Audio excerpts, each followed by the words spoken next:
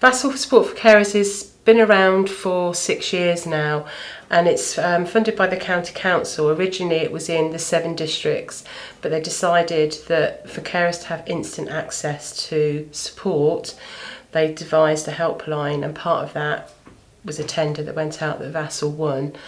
And as I say, we are a helpline that carers can ring up at any point and have someone that understands what's going on for them and support. Also, we have a carers choir that meets every 2 weeks, which is very popular.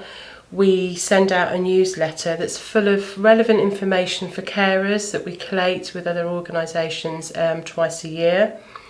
We have a very valuable telephone befriending service, and we have 22 volunteers that support around, I think it's about 115 carers on a regular basis, just to say, hi, how are you? Because the one thing carers have, it's always about the cared for. This is their time to say, I'm having a really bad day, or did you see the football last night? So it's about their time, and we support the volunteers. If there's anything that the volunteers have any concerns about, because sometimes for a carer it's a very up and down road, we take up anything that there's any issues really. It's very much on an individual basis, because everybody has very different coping strategies, and some carers want support, some carers find it very difficult because it's about saying I'm not coping. So it's really on an individual basis, and there's lots of ways that we support them, but I would say that the main thing would be it's about trying to help them get that balance back in their life, because carers it's all about the person they care for. Themselves they don't think about unless they crash. Quite often that's when we get the phone calls, is when they crash and they can't cope and they've got carer strain. So it's about trying to rebalance that, seeing what's out there that can support them, how they can help themselves.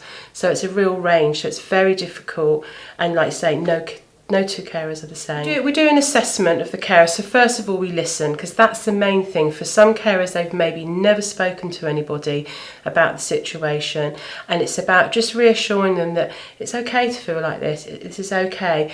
We will then look at, with all the services we provide with the choir, we've got 9 support groups across the county, the telephone befriending. We also now have a specialist counsellor that will give 6 sessions to a carer. So we will look at how would that help the person we've got on the phone? Would that have any impact? But then also we'll look at our partner organisations that are out there, like Rethink, Alzheimer's Society, to see if they can have extra support.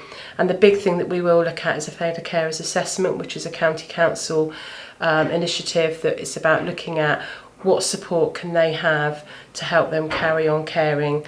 So that it's just very much everything that's out there. We see how will that fit in with this person, because like I say, no one's the same, and so it's, we don't want to bombard the carer. It's about listening, okay, and then we often come back to them a couple of weeks later to say, right, have you had the information? We've thought about what you've said, and these are possibly agencies. So you're not bombarding people, because that can be quite overwhelming for carers. The support groups, it's really nice. There's lots of friendships that have developed, and over the 6 years we've actually buddied up carers that have similar situations, and they will meet up outside of the group and whatever and build their own friendships. And I think that's crucial, because a lot of carers do think they're alone. They don't think anyone else is feeling all the feelings that they have. So actually meeting other people, it's that massive relief that I'm not alone here anymore.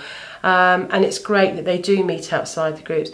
For some of our younger carers, groups aren't what they want. So again, the buddying side of it is really helpful, because we can say, well, we know someone similar. Would you mind if we check out if they're okay when we'll buddy you up? And it works really, really well. It's very hard to say. I think I've been working with carers for about 15 years now, and I'd say what is offered for carers has got better. It's still not brilliant by far, but I think the situations that carers are dealing with, the situation's harder because of services being cut. The impact on the carer is greater. So although there are things out there for carers, what carers are dealing with, when we first started, it was a carer, what support groups have you got? It's now carers that are generally in crisis saying, I cannot cope, I don't know what to do anymore. And I think that's what's changed. passion, I think, and it's the simple things in life that can help. I think it's not rocket science for anybody, and with carers it's very much about just having someone that understands and listens and say, it's okay, let's look at this.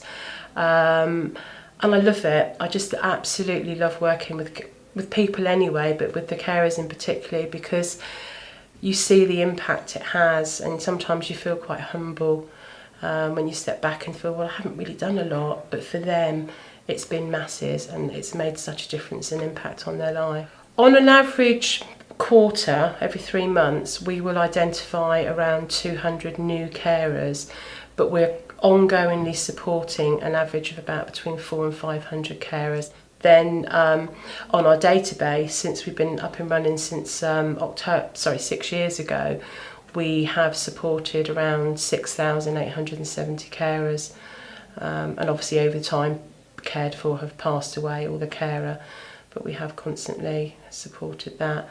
I think it would be a massive impact on carers, because again, you know, we're only touching the surface with carers. But I think, where would they go? Who would they talk to? The isolation, the loneliness, and I'm not saying it's not there now, but we try and help relieve that. They wouldn't have had friendships, and I think there'd be a lot more carer breakdown and a lot of our carers suffer with depression anyway, and I think that would be far more severe, to the point that actually that social services most probably have to do more for the cared for, because the carer will be so unwell they wouldn't be able to do it themselves.